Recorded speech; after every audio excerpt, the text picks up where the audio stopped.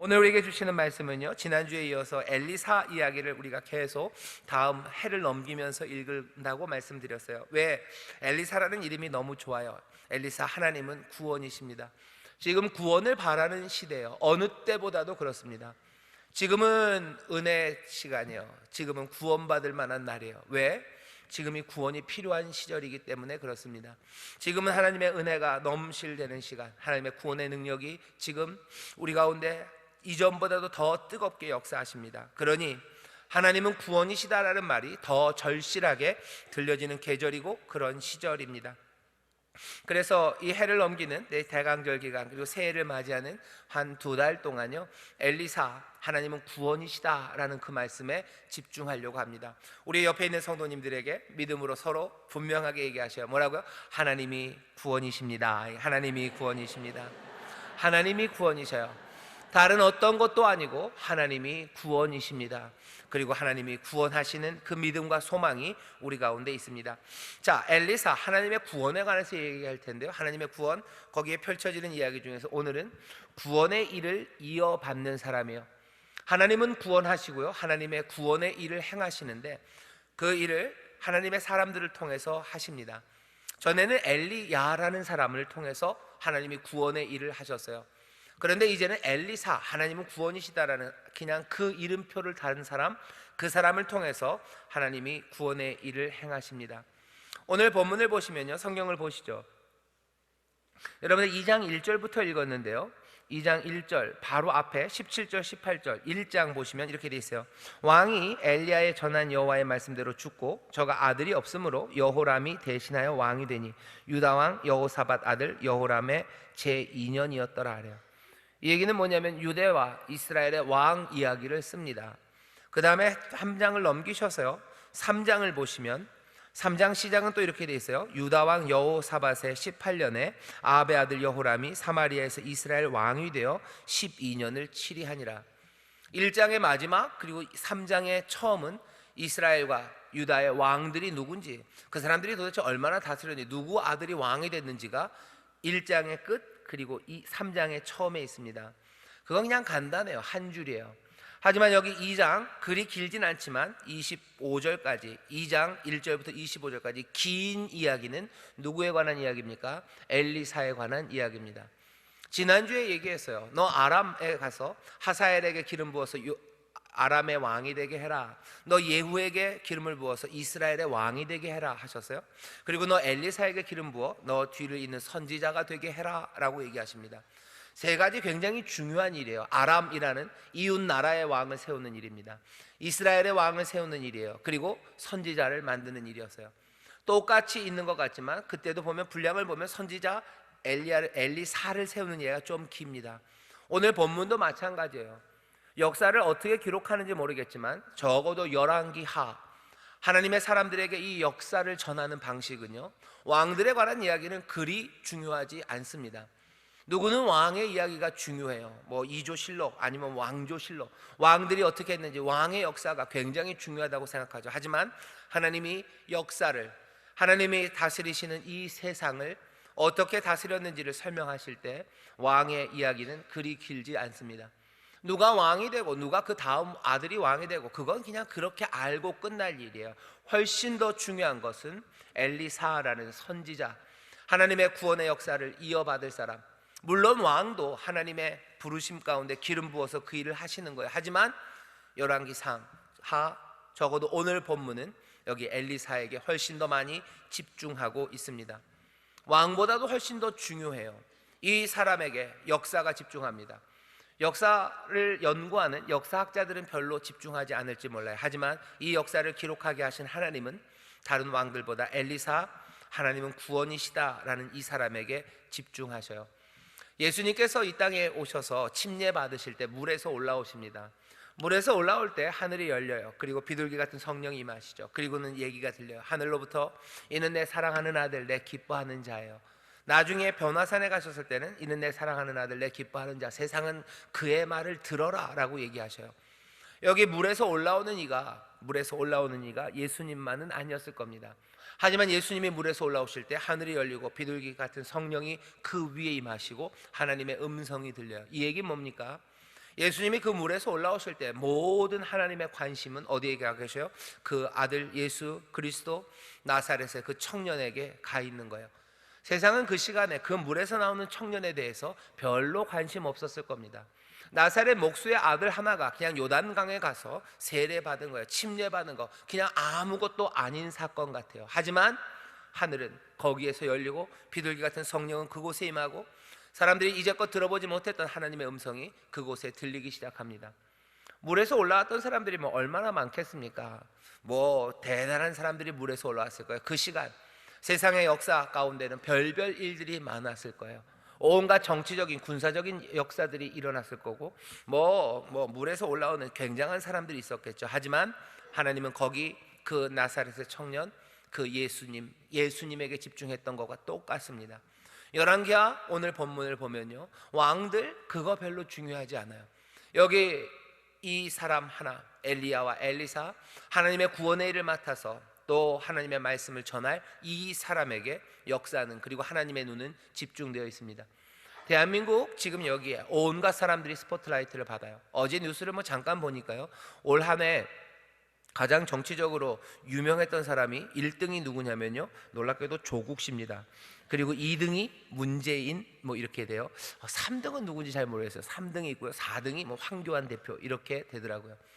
정치적으로 사람들의 이목이 집중되는 사람이 있어요. 세상은 그것으로 시끄럽습니다. 하지만 분명한 것은 하나님의 눈은요, 그냥 그건 그럴 뿐이에요. 누구는 대통령이고 누구는 대표고 그냥 그게 끝이에요. 하나님의 눈은 어디로 가고 있습니까? 하나님의 구원의 일, 그것을 감당할 하나님의 기름 부으신 가운데 하나님의 선지자의 일을 감당할, 그래서 사람들을 일으키고 구원의 일에 부름받은 바로 그 사람들에게 하나님은 집중하고 계셔요. 바로 저와 여러분, 어쩌면 우리가 하나님의 구원의 길, 이 길을 또 구원의 일을 감당하는 사람으로 일어선다면 세상 누구 다른 사람들은 몰라도 하나님의 눈은, 그리고 하나님의 마음은 우리를 향해 있는 줄 믿습니다. 저 옆에 있는 분들에게 하나님이 우리를 보십니다. 하나님 우리를 보십니다. 세상은 몰라도요, 하나님은, 그리고 주님은 우리를 주목하고 계십니다. 오늘 처음 시작은 그런 거예요. 구원의 일을 이어받은 사람, 구원의 일을 하는 사람들, 부르신 사람들, 그 사람들을 보고 계셔요. 자, 오늘 말씀을 시작하면서 이렇게 되어 있습니다. 엘리야는 이제 마쳐요. 새로운 지도자가 필요한 시간입니다. 다음 단계의 일을 하나님이 하실 거예요. 한 걸음 더 나아갈 겁니다.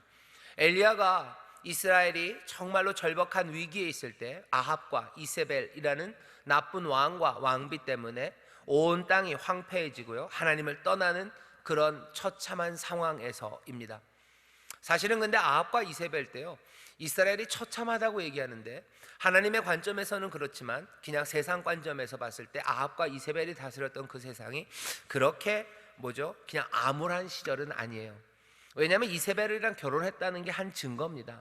이스라엘은 그 영토를, 그리고 영향력을, 외교력을 점점 키워가고 있었던 때예요. 이세벨이 시집 올 만큼입니다. 시집 올 만큼 이스라엘은 유명한 나라가 돼요. 장사도 꽤 잘 됩니다. 그리고 군사적으로도 괜찮아요. 여러 가지 방식으로 이스라엘이 팽창하고 있는, 잘 살게 된 때예요. 하지만 하나님이 보셨을 때는 이 사람들이 돈을 많이 벌고 군사력이 많아지고 외교적으로 여러 곳에 네트워크를 만들었다는 거, 그게 의미가 있지 않아요. 여호와를 버리고 바알을 따라가기 시작하면 그건 하나님의 눈에 보실 때는 암울한 시절이에요. 악이 가득합니다.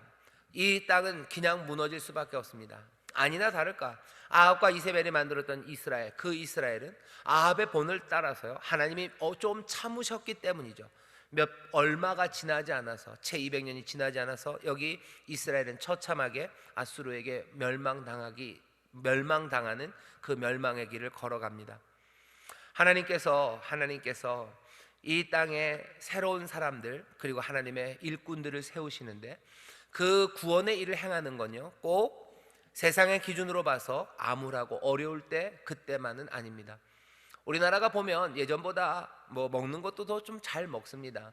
경제가 어렵다고 하지만 그래도 해마다 몇 프로씩이라도 증가하고 있다고들 얘기해요.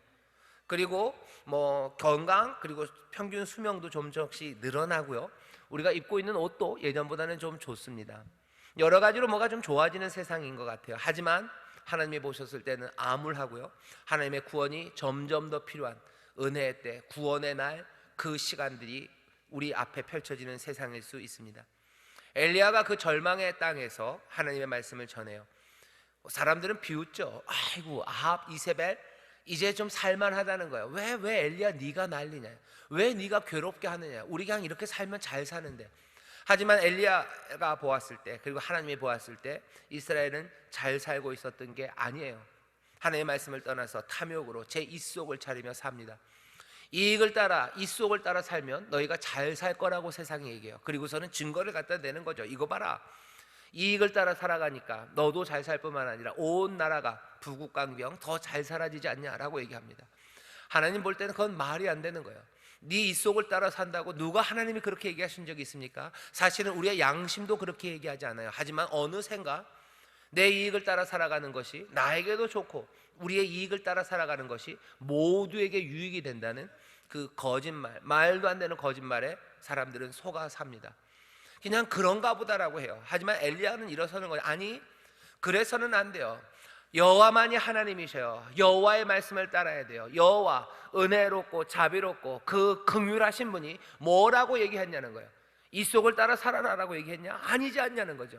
왜 너희들은 여호와를 안 따르고 바알, 네 입속을 따라 살아라는 그 말을 따라 살아가냐는 거죠. 바알을 따라 살면 살다 보니까 송아지 고기 먹고 전에 없었던 고기 먹고 사는데, 아니 고기 먹고 살라고 그러는 거 아니지 않냐? 하나님 누가? 여호와만이 하나님인데 왜 바알을 따르냐고. 갈멜산 그곳에 모든 이스라엘을 다 불러 모았던 겁니다. 이스라엘은 그냥 그때는 우리가 여호와를 따르겠다고 얘기하지만 그건 채 하루도 가지 않는 것 같아요. 그냥 바알을 따라 또 이세벨이 주는 것, 그리고 아합이 주는 그것들에 무너져 내려갑니다. 하나님의 사람, 구원의 일을 이어받는 사람이 필요해요. 엘리야는 이제 그 일을 마쳤습니다. 그 다음 사람, 구원의 일을 이 땅에 어떻게 이룰까? 결국은 지도자들을 세우는 일이에요.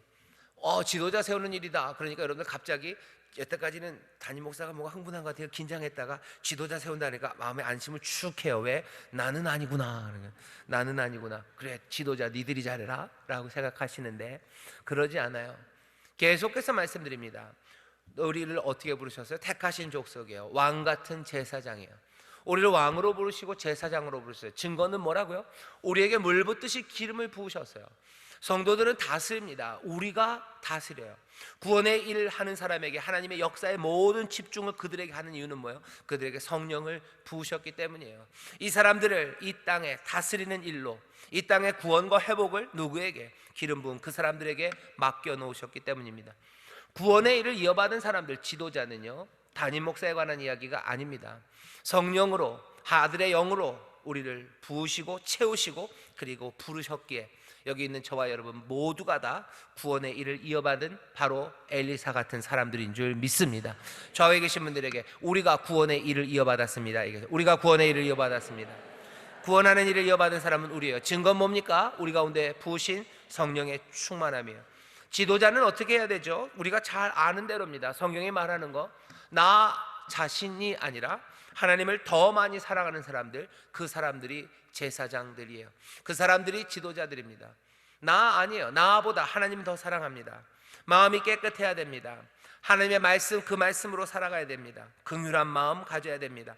그리고 하나님 나라, 그것을 향한 열정이 있는 사람들, 그 사람들이 지도자, 왕 같은 제사장들입니다. 구역장으로 부르셨어요. 또 교구장으로, 담임 목사로, 재직으로 부르셨어요. 아니면 내 집의 가장으로 부르셨습니다. 그렇다면 우리는 지도자 된 이들이 분명해요. 내가 지도자로서 그 일을 잘 감당하고 있는지, 왕 같은 제사장이라고 하시는데 내가 정말 엘리사처럼, 엘리야처럼 하나님의 구원의 일에 제대로 쓰임받고 있는지 우리는 감격과 감사 가운데도 돌아보아야 돼요. 내가 지원한 건 아닙니다. 내가 택한 거 아니에요. 너희가 나를 택한 거 아니다. 내가 너희를 택했다 얘기하셔요. 억울해하지 마셔요. 그 택하심 말고 다른 은혜와 다른 복이 없습니다. 그 택하심에 감격한 사람들이 우리들이에요. 그 택하심을 영접한 사람들이 우리들이에요. 좋습니다. 주가 은혜로 우리를 택하셔서 하나님의 자녀 삼으시고 우리를 이 땅에서 구원의 일을 감당할 자로 우리를 택하심에, 부르심에 감격하며 영접한 사람들이 우리들입니다. 그러니 이제는 어떻게 해야 되는 거예요? 그 일에 합당하게 살아갈 수 있도록 우리의 삶을 돌아봐야 됩니다. 오늘 엘리사의 이야기를 읽는 이유는 그 이유예요. 우리는 그러니까 시작은 뭐예요? 우리가 엘리사처럼 해서 지도자가 되고 엘리사처럼 해서 구원의 일을 감당하는 사람이 되려고 하는 게 아닙니다. 이미 우리를 그리 부르셨어요. 그러니 좀 더 책임감을 가지고요, 내가 그 일을 제대로 감당하기 위해서 엘리사, 엘리야, 그리고 믿음의 선진들, 특별히 믿음의 주요 온전케 하시는 이신 예수를 바라보며 내 삶, 이미 주어진 삶이에요. 영접한 삶, 그 내 삶이 제대로 충만하게 되기 위해서 우리는 여기 있는 이 엘리사를 봅니다. 이 충만에 보아요. 물론 성령님이 도우셔요. 충만케 하시는 이가 우리를 도우십니다. 자, 기대하십시오. 우리를 구원의 일을 하는 사람으로 부르셨어요. 이제 우리는 어떻게 그 일을 제대로 감당합니까? 그 길을 바라보면서 너무 두려워 떨지 마셔요. 도우시는 이가 있습니다. 분명히 이루어 가실 겁니다. 다른 말로 하면 뭐예요? 하나님께서 도우시고 성령님 도우시고 주님 우리를 인도하셔서 우리를 엘리사처럼 사용하실 줄 믿습니다. 엘리사의 일을 감당하게 하실 줄 믿습니다. 옆에 있는 분들에게 엘리사의 일을 감당하게 하실 줄 믿습니다. 엘리사의 일을 감당하게 하실 줄 믿습니다. 엘리사처럼 할 거예요. 아니, 엘리사보다 더 위대할 겁니다. 주님이 그러셔서, 예수님이 내가 한 일, 아니 너희가 내가 한 일보다도 더 큰 일을 할 거다라고 얘기하시죠. 예, 엘리사보다 더 큰 이에요. 엘리사보다 더 크신 주님께서 우리에게 하시는 말씀이에요. 너희가 나보다 더 큰 일도 할 거다. 내가 한 일 너희도 할 것이요, 아니 내가 한 일보다 더 큰 일도 할 거라고 얘기하셔요. 엘리사 왜 그래요? 그때 구원의 사람이 필요한 것처럼 지금 구원의 사람이 필요하고, 은혜의 주님은 그 사람들을 부르셨고요, 그리고 우리를 도우셔서 그 일을 감당하게 하십니다. 자, 엘리사가 어떻게 그렇게 되어갑니까? 우리를 부르셨는데 도대체 우리는 그 길을 어떻게 감당할 수 있습니까? 먼저는 엘리야가 엘리사를 교육시켜요. 이야기는 좀 애매하게 시작합니다. 떠날 시간이 되었어요. 하나님이 엘리야를 회리바람으로 위로 올리실 거예요. 엘리야도 압니다. 엘리사도 알아요. 그리고 엘리야의 모든 제자들도 알아요. 아마 하나님이 그냥 얘기를 하셨나 봐요. 알게 하셨어요. 아니면 엘리야 몸에 무슨 변화가 왔던지 엘리야가 떠날 시간이 되었다는 걸 다 압니다. 엘리야는 혼자 있고 싶어요. 보통 그렇죠. 떠날 시간이 되면 혼자 있고 싶어 하는 것 같아요. 아마 모세도 그래서 느보산 거기에 홀로 올라갔었던 것도 같습니다. 혼자 있고 싶다. 엘리사야, 나 이제 하나님께로 가는 시간, 혼자 있고 싶대요. 네, 엘리사는 뭐라 그래야 되나? 이 엘리사, 이 사람은 눈치가 없는 건지 간절한 사람입니다. 눈치가 조금은 있었겠죠. 자기 스승 엘리야를 이제껏 수종 들었어요. 엘리야가 어떤 사람인지 엘리사 압니다. 그런데도 불구하고 엘리사는 지금 마음이 급해요. 왜? 모두가 다 아는 사실이죠. 엘리야가 엘리사에게 겉옷을 던졌다는 걸 사람들이 다 알아요. 엘리야 뒤를 이을 사람은 엘리사입니다. 이미 그렇게들 모든 이스라엘이 다 알아요. 엘리야도 알고 엘리사도 알고 엘리야의 다른 많은 선지 생도들도 압니다. 그 일이 제대로 이루어질지 안 이루어질지, 그게 완성이 될지는 뭐 두고 봐야 되지만 엘리사가 엘리야의 후계자임이 다 공포된 상황이에요. 엘리야가 떠나간다는 건요, 다른 사람들은 몰라도 엘리사에게는 굉장히 두려운 일입니다. 내가 감당해야 돼요. 이제 내가 이스라엘의 구원의 일을 감당해야 돼요. 이제 것은 엘리야라는 이 걸출한 선지자가 성령의 능력으로 온갖 이적을 행하며 하나님의 말씀을 전하며 담대하게 그렇게 아합과 싸우고 이스라엘, 아니 유다에 있는 모든 왕들을 휘두르면서 그렇게 하나님의 말씀과 구원의 역사를 전했어요. 이제는 내가 해야 된다는 거예요. 엘리야가 가면, 선생님이 가면 이제 납니다. 그러니 다른 생도들은 몰라도요, 엘리사는 간절합니다. 오늘 이 본문에서 첫 번째로 우리가 봐야 되는 거, 구원의 일을 이어받은 사람, 우리도 엘리사처럼 쓰임받도록 하나님이 부르셨다라고 믿는 사람들은요, 다시 한번 생각해야 돼요. 뭡니까? 간절함이에요. 간절함. 내가 해야 되네라는 간절함이에요. 물론 성령의 능력이 갑절로 임할 겁니다. 도우심이, 주님이 함께 하셔요. 볼지어다 내가 너를 고아처럼 버려두지 않을 거다. 세상 끝날까지 너와 함께 할 거다라고 말씀하셔요. 하지만 예수님 얘기하시죠. 내가 너희 제자들을 보내는 거, 이리들 가운데 양을 보내는 것 같구나. 너희들 뱀처럼 지혜로워야 된다. 하지만 비둘기처럼 순전해야 된다. 보내시면서 하시는 말씀이에요. 예수님이 요한복음 17장에서요, 잡히시기 전에 마지막으로 하나님 앞에 기도드리면서요, 간절하게 나를 믿는 이 사람들과 또 이 사람들을 통해서 예수를 믿게 될, 나를 믿게 될 그 다음 사람들을 위해서 간절하게 기도하십니다.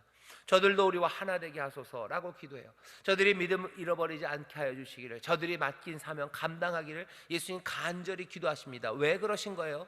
결국은 주가 도우시나 이 일은 떨리는 일이에요. 얼마큼 떨려요? 혼자 감당할 만큼 떨립니다. 구원의 일을 감당할 때요, 내가 혼자 감당할 만큼 떨리는 일이에요. 내 집에서 내 집의 구원을 이뤄요. 내 집에 아무도 믿지 않습니다. 내가 기도하며 나가야 돼요. 결국은 뭐요? 나 혼자 있는 것 같은 시간임을 우리는 압니다. 볼지어다 내가 너와 항상 함께 하겠다는 약속의 말씀을 붙잡아요. 하지만 홀로입니다. 직장에서 악한 것들과 싸울 때도 마찬가지죠. 세상의 모든 사람들이 거짓과 허망한 이야기들을 할 때 그곳에서 하나님의 약속의 말씀과 소망을 말할 때 뭐요? 그건 혼자 서 있는 거예요. 모두가 다 자기 입속을 차릴 때 아니요, 나는 은혜로 내가 헌신하며 내 것을 내어놓습니다라고 말할 때 그 뭐예요? 혼자 서 있는 거예요. 구원의 일을 이어받은 사람, 물론 돕는 이들과 격려하는 이들, 그리고 함께 하시는 주님과 그리고 능력으로 채우시는 성령님이 우리를 도우셔요. 하지만 혼자임이 기억돼야 돼요. 혼자입니다. 구원의 일을 이어받은 사람은 그래요. 그러니 엘리사는 떨리는 거죠. 그러니 간절함입니다. 엘리야는 혼자 있고 싶다 하지만 엘리사는 그럴 수 없어요. 혼자 남을 수가 없습니다. 왜? 모자라는 게 너무 많은 것 같아요. 감당 못할 것 같은 거예요. 그 일을 아시죠? 그러니 어떻게 하십니까? 여전히 부족할지 몰라도요, 그것들을 채우기 위해서 진행되는 일이 있어요. 내가 길갈에서 나가면서 엘리야가 말합니다. 베델로 가라고 하신다. 이제 멈춰라. 아니요, 나는 갑니다. 여호와의 사심을 가리켜 맹세하노니 내가 절대로 떠나지 않습니다. 그러고선 둘이 베델로 가요.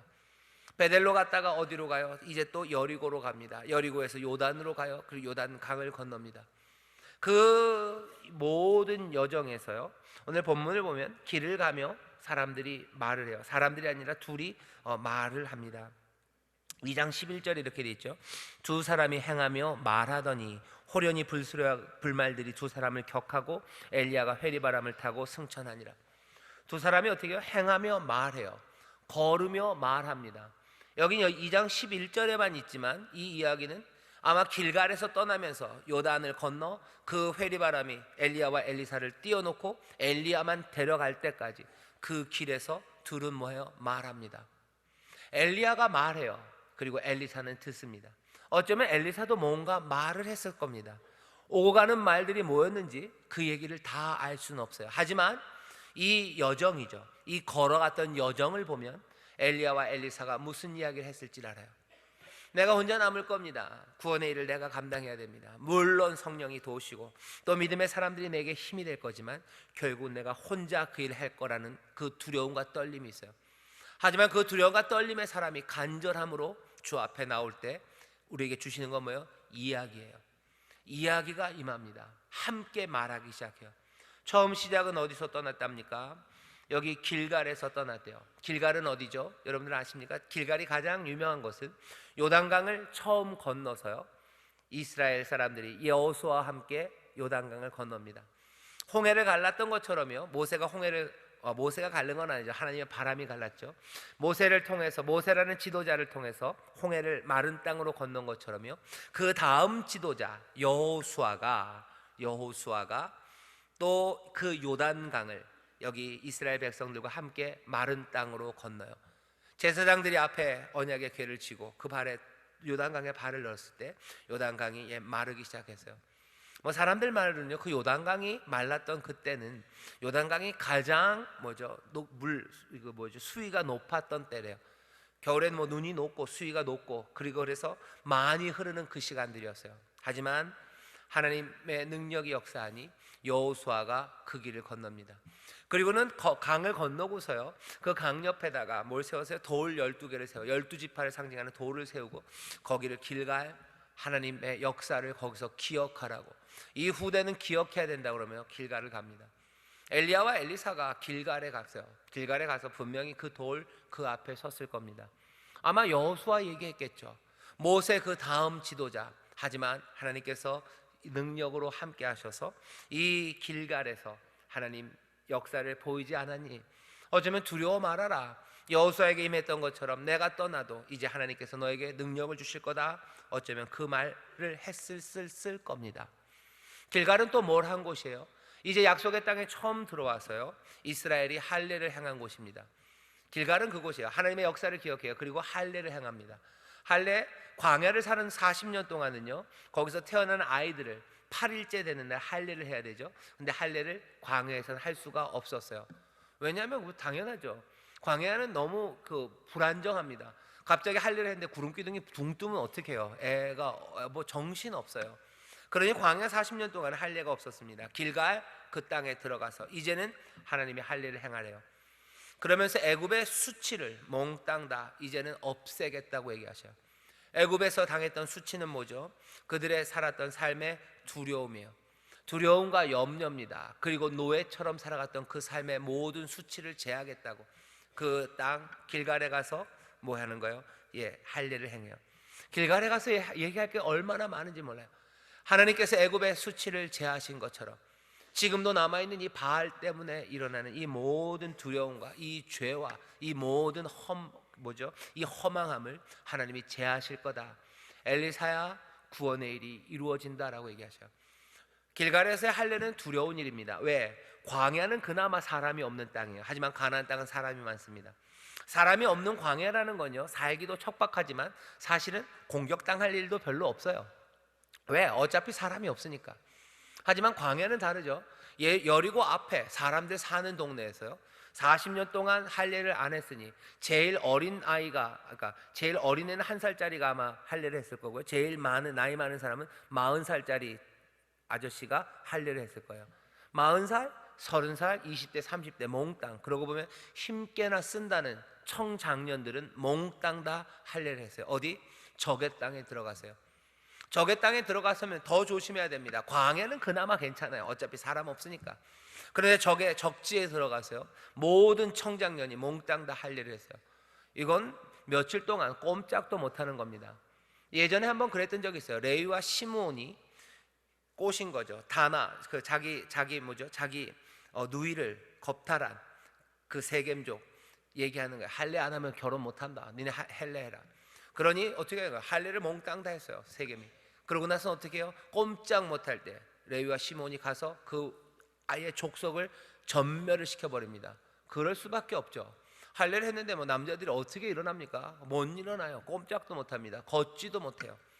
길갈 그곳에서 40년 동안 행하지 않았던 할례를 행했어요. 그 얘기는 뭐예요? 이건 담대한 믿음의 행동입니다. 엘리야와 엘리사가 그 얘기했을 거예요. 하나님이 우리를 도우신다. 하나님이 우리를 도우신다.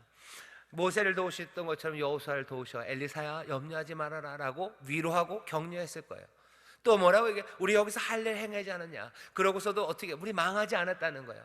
믿음으로 연약한 상황이 되어도, 순종하며 연약한 상황이 되어도 하나님 우리를 망하게 하지 않으신다. 오히려 승리하게 하지 않았냐? 하나님을 믿는 사람들 연약하게 될 때가 많아요. 어떻게 연약해져요? 세상에서 강한 것은요, 돈입니다. 하나님을 섬기는 사람들 많이 헌금해요. 하나님 앞에 헌신합니다. 물질을 내놔요. 그럼 약해지는 거예요. 그만큼 약해지는 거죠. 헌신하는 거예요. 그만큼 약해져. 내어놓는 거예요. 그러면 약해집니다. 내 미래가 거기에 달려 있었어요. 그죠? 아니면 이번 여름의 행복이 거기 달려 있었어요. 왜? 이번 여름에 내가 놀러 가려고 차곡차곡 모아놓은 한 달에 5만 원씩, 6만 원씩, 10만 원씩 모아뒀던 그거예요. 그래야지 내가 여름에 즐거울 것 같아요. 하지만 그거 하나님 앞에 드립니다. 그럼 약해진 거예요. 행복에서 멀어진 것 같아요. 길갈 할례를 행한다는 건 할례를 해야 되나, 그 얘기가 아니에요. 약해지는 거예요. 말씀 따라 약해지는 상황이에요. 약해지며 하나님을 의지함으로 몽땅 다 약해지는 걸 두려워하지 않는 사람들입니다. 그 사람들에게 어떻게 하나님의 은혜를 베푸셨나? 엘리야가 엘리사에게 얘기해요. 둘이 길을 가며 얘기합니다. 길갈에서 얘기해요.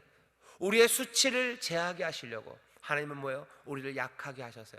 우리를 약하게 하셨으나 하나님께서 우리의 수치를 다 제하시는 그 은혜를 길갈에서 얘기합니다. 엘리사 두렵죠. 약하죠. 이제 엘리야가 떠나면 나는 얼마나 약해지겠습니까? 하지만 그 약함이 나를 망하게 하지 않아요. 연약한 가운데 순종하며 하나님을 따를 때 하나님이 우리를 복 주시고 우리에게 구원을 주시고 승리를 주시는 그 이야기가 길갈에서 이루어집니다. 오늘 구원의 일을 이어받으나 마음에 떨리는 사람들에게 주시는 말씀이에요. 길갈, 여러분들 길갈을 기억하시기를 주의 이름으로 축원합니다. 길갈을 기억하셔. 내가 연약합니까? 그래서 안 됩니까? 아니요. 연약할 그때 하나님께서 역사하셔요. 연약한 그들이 여리고를 깨뜨리고 하나님이 주신 약속의 땅을 받은 겁니다. 그 다음에 또 어디로 가요? 길을 이상하게 돌더니 베델로 갑니다. 베델, 하나님의 집이에요. 베델은 정말 유명하죠. 하나님이 아브라함과 약속한 곳이에요. 아브라함과 약속한 후에 아브라함이 그곳에 단을 쌓아요. 그곳이 베델입니다. 창세기 12장에 나와 있죠. 나중에 야곱이 광야로 도망가요. 외삼촌네 집으로 도망갈 때 광야에서 잡니다. 돌베개를 베고 자요. 돌베개를 베고 잘 때 야곱의 사닥다리죠. 사닥다리가 하늘부터 열려서요, 천사들이 오르락 내리락 해요. 야곱은 자기 혼자인 줄 알았어요. 자기가 부유함을 얻기 위해서, 장자의 명분을 얻기 위해서 참 생각도 짧죠. 그걸 형아가 가만둘 줄 알았나 봐요. 아버지 속여가지고 장자의 복을 받고 나서 형아가 가만히 있을 줄 알았나요? 아니면 자기가 장자의 복을 받기만 하면 그냥 갑자기 내 형 에서가 싹 없어지는 줄 알았나요? 바보죠. 그러지 않아요. 형이 가만히 안 있어요. 야곱 도망갑니다.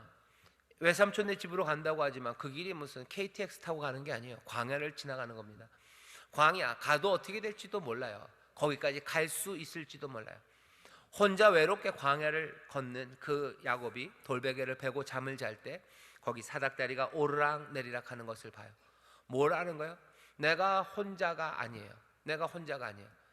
내가 연약하고 버림받은 것 같고 아무것도 없는 것 같으나 내가 혼자가 아니라 하나님이 하늘문을 여시고 어디요? 천사가 오르락 내리락. 여기는 루스라는 동네지만 아니에요. 여기는 루스가 아니라 여기는 베델이에요. 여기는 광야인 것 같고 내가 혼자 있는 것 같지만 아니요, 혼자 있지 않아요. 내가 버림받은 것 같지만 아니요, 내가 아버지의 집, 하나님의 집에 있습니다. 여러분들 시편 23편, 우리가 사랑하는 그 시편이에요. 내가 여호와의 집에 영원히 거한대요. 여호와의 집에 영원히 거합니다. 내가 루스에 있어도 거기는 베델이에요. 내가 험하고 그리고 외로운 그곳에 있어도 나는 하나님의 집, 하나님께서 상을 펼치시고 기름으로 내 머리에 바르시고 내 삶에 부족함이 없게 하시는 바로 그곳입니다. 구원의 일을 이어받은 사람들, 하나님의 일을 감당하려는 사람들, 이 땅에 진리를 말하고 하나님의 복음을 전하고 삶을 일으키고 살리고 생명의 일을 하는 사람들, 내가 혼자고 내가 버림받았고 내가 아무것도 아닌 것 같다고 할 때 뭘 기억해야 돼요? 베델, 그곳을 기억하셔요.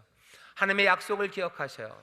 그리고 어느 곳이나 하나님의 집, 아버지의 집이 되게 하시는 그 은혜가 함께 하심을 기억하시기를 주의 이름으로 축원합니다.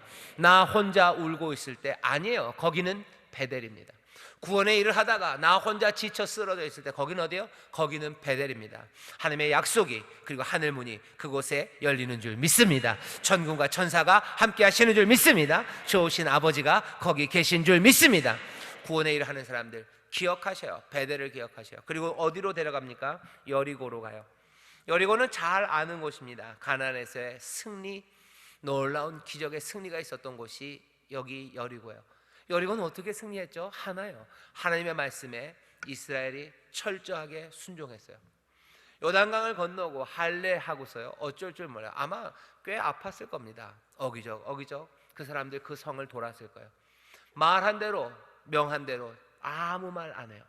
아무 말 안 합니다. 마지막 날은 7바퀴를 돕고 외치라 얘기했을 때 그 사람들 마음에 있는 뭘로 외쳤을까 싶어요. 40년의 세월이에요. 그거보다도 더 오래됐던 400년의 노예 생활이에요.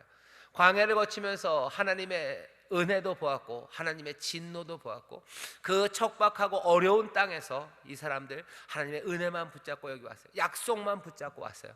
요단강을 건너고 한 일은 저 침묵 가운데 하고 싶은 말 많습니다. 하지만 침묵 가운데 여리고성을 돌아요. 그리고 외치라 했을 때 이 사람들의 외치는 소리가 뭐였을까? 저는 궁금합니다. 얼마나 터져 나온 외침이 거기 있었을까? 그리고 어떻게 돼요? 여호와의 승리가 여리고에서 있습니다.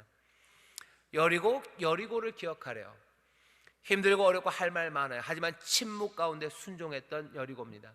구원의 일을 행하는 사람들, 어린 양이 아무 말 없이 도살장으로 끌려가는 것처럼 우리 6월절 어린 양 예수 그리스도도 침묵 가운데 그 길을 가셨대요. 침묵의 순종입니다. 침묵의 순종, 그리고 거기서 나타난 하나님의 역사예요. 구원의 일을 행하는 사람들, 구원의 일을 이어받은 사람들, 여리고를 기억하셔요. 거룩한 곳, 그곳을 기억하십시오. 그 다음엔 어디로? 요단을 건너요. 우리가 요단강 건넜네 라는 말을 합니다. 존중하는 의미에서도 하고요, 그냥 장난처럼 하기도 해요. 그냥 그 말 그대로입니다. 요단을 건너 가지요. 누구랑? 이 사람 엘리야와 엘리사가 요단을 건너갑니다. 옷을 패서 강물을 갈라요. 그리고 요단을 건너가요. 요단을 건너 이제 회리바람을 타고 올라갑니다. 삶이 끝나는 자리죠. 요단강 넘어 영광, 엘리야는 그리로 들어가요. 요단강을 건넌다는 의미를 설명했을 겁니다. 그 넘어 있는 영광을 엘리야가 얘기했을 거예요. 이 모든 것들이 뭐예요? 길을 가며, 이 사람들 둘이 길을 가며 얘기할세라고 돼 있죠. 두 사람이 행하며 말하더니, 계속 이 말을 엘리야는 엘리사에게, 또 엘리사는 궁금한 것들을 물었을 거예요. 이 은혜를, 이 역사를 계속해서 말합니다. 기억해야 되는 거예요. 길가를 기억해요. 베델을 기억해요. 여리고를 기억해요. 그리고 또 이 요단강 건너는 이 영광의 시간을 기억합니다. 엘리야는 사랑으로 그 말을 해줬을 거예요. 조금은 무뚝뚝할지 몰라도 엘리야는 또 그 말을, 엘리사는 그 말을 받습니다. 구원의 사람들이 왜 자꾸 하나님 말씀을 묵상합니까? 왜 설교를 자꾸 듣습니까? 왜 하나님 말씀 앞에 무릎 꿇고 하나님의 은혜의 일들을 기억합니까? 그런 것이 없으면 구원의 일을 감당하기 어려워요. 떨리는 사람에게 주어지는 건 하나님의 약속의 말씀, 하나님 행하신 놀라운 일들입니다. 구원의 일을 이어받을 우리 사랑하는 이 땅에, 그리고 이 시대의 엘리사인 여러분들, 하나님의 말씀을 나누시기를, 함께 길을 걸으며 그 말들을 하시기를 주의 이름으로 축원합니다. 그 다음에 이야기는 뭔지 아세요? 그 다음에는 그냥 바로 그거예요. 엘리사는요 봅니다. 뭘 봐요? 하나님의 놀라운 역사를 봐요. 회리바람을 타고 엘리야가 올라가는 걸 보게 하셨어요. 뭐 사람들 말로는 성경에 보면 그냥 죽지 않고 하늘로 올라간 사람이 적어도 성경 기준으로 에녹, 그리고 또 누구죠? 엘리야, 두 사람이에요. 애매하게 모세도 뭐 들어가기도 합니다. 재미있는 건 하나님께서 죽음을 보지 않고 그냥 들어 올리신 분들은 뭐 복수예요. 여럿입니다. 그런데 그렇게 올라가는 걸 본 사람은 한 사람밖에 없어요. 누구? 엘리사밖에 없습니다. 엘리사만 봤어요. 에녹이 올라가는 거 본 적 없어요. 하지만 엘리사는, 엘리야가 올라가는 걸 봅니다. 이 이야기는요, 이 사람 엘리사를 전혀 다른 사람으로 만들게 해요. 하나님의 권능을 본 사람들, 그 영광을 본 사람들은요 이전과 같이 살 수 없습니다. 사도행전 1장에 보면 예수님께서 구름을 타고 올라가셔. 구름 타고 올라가실 때 천사들이 그러죠. 사람들아, 예루살렘 사람들아, 여기 지금 이 구름 타고 올라가신 이는 너희가 본 그대로 다시 오리라 얘기하셔요. 그 다음에 그 제자들 어떻게 합니까? 그 약속하신 바 성령을 기다리 전심으로 기도하기 시작해요. 왜? 여러 가지 이유가 있습니다. 하지만 예수님의 제자들이 어떤 사람들인지 여러분들 아셔요. 그죠? 약간은 뭐 같아요? 청개구리들 같아요. 말하면 못 알아들어요. 근데 이제는 아닙니다. 이제는 그 두려움과 떨리는 시간이 오히려 순종하기 가장 어려운 시간인데도 불구하고 그 예루살렘을 떠나지 않아요. 예루살렘은 어떤 곳이에요? 자기도 홈코트 아니에요. 어디로 가야 돼요? 갈릴리로 가야 돼요. 갈릴리, 자기 동네. 아니, 이제 예루살렘에 머뭅니다. 자기 선생님이 돌아가신 곳이요, 예수님, 주님이 돌아가신 곳이요, 여전히 사람들이 눈을 희번덕뜨게 뜨고서요 예수의 잔당들이 있다면 용서하지 않을 곳이에요. 하지만 이 사람들은 예루살렘을 떠나지 말라는 그 말, 어쩌면 순종하기 어려운 그 말을 붙잡아요. 그리고는 기도에 전혀 힘쓰기 시작합니다. 왜? 이유는 아직 성령의 권능이 임하지 않았어요. 왜 그렇습니까? 이 사람들은 주님께서 구름을 타고 올라가는 것을 보았어요. 이 사람들은 영광을 보았어요. 하나님의 능력을 보았어요. 우리도 마찬가지입니다. 무슨 기적의 체험, 그것이 별거 아니라고 얘기하는데요, 그건 인생을 무시하는 것 같아요. 우린 그러지 않아요. 많은 사람들, 여러분들 주변에도 보셔요. 구역장님들 중에서, 아니면 여러 재직이나 교회 헌신하는 분들 잘 보셔요. 보시면 그분들이 기적을 보지 않고도 하시는 분들 있습니다. 그런 사람 더 복되다고 하셨어요. 하지만 잘 보시면 여러 가지 어려운 역경과 그리고 의심의 사건들이 펼쳐져도요, 믿음을 지키고 끝까지 하나님 앞에 순종하고 하나님을 향한 믿음이 흔들리지 않는 사람들 보시면 적어도 뭐 열에 9은 좀 너무 심하고요, 열에 7, 8은 어떤 사람들이요? 기적을 체험한 사람들이에요. 내 자녀가 고칠 수 없는 병에서 하나님이 치료해 주신 거, 그것 본 사람들이랑 그런 경험 전혀 없는 사람들이랑 믿음의 굳건히 서고 구원의 일에 어렵고 힘들어도 달려나오는 그 정도는 다를 수밖에 없어요. 기적을 본 사람들은 다릅니다. 예수님이 하늘로 올라간 걸 봤는데 어떻게 그 말씀대로 예루살렘에서 기도하지 않을 수 있습니까? 열심히 기도하고 달려나오는 거예요. 이 땅에 구원의 일을 이어받은 사람들, 하나님께서 기적을 보이셔요. 하나님께서 능력으로 행하십니다. 이 역사가 우리의 삶에 넘치기를 주의 이름으로 축원합니다. 회리바람으로 올라가는 것, 그것들을 보게 하셔요. 능력입니다. 능력이요. 적어도 인천 순복음교회, 우리 순복음교회는요, 이 놀라우신 능력과 그 기적의 역사, 신유의 역사, 치료하시고 회복하시는 그 역사가 우리 가운데 분명히 이루어지고 있음을 믿는 사람들입니다. 오중복음 얘기하죠. 거기 신유의 복음이 있어요. 그 안에 뭐 기적의 복음, 하나님의 역사가 우리 가운데 일어나요. 그 역사가 우리 가운데 넘치기를 주의 이름으로 축원합니다. 그 역사를 보게 하실 줄 믿습니다. 내 삶에 하나님의 손길들이요, 때로는 스무스하게 언제 그러셨는지 모르게 하시기도 하지만 때로는 깜짝 놀랄 만한 일을 우리 가운데 보이십니다. 그 일들이 우리 가운데 넘쳐나기를, 그래서 그것으로 자랑하는 것이 아니라 그 역사들을 보며 우리의 믿음이 굳건하여져 우리에게 맡기신 일들, 구원의 일들을 감당하는 저와 여러분 되시기를 주의 이름으로 축원합니다. 길을 가며 말해요. 회오리 바람을 보게 하셔요. 그리고는 당연하죠, 그 겉옷이 떨어져요. 능력이 임합니다.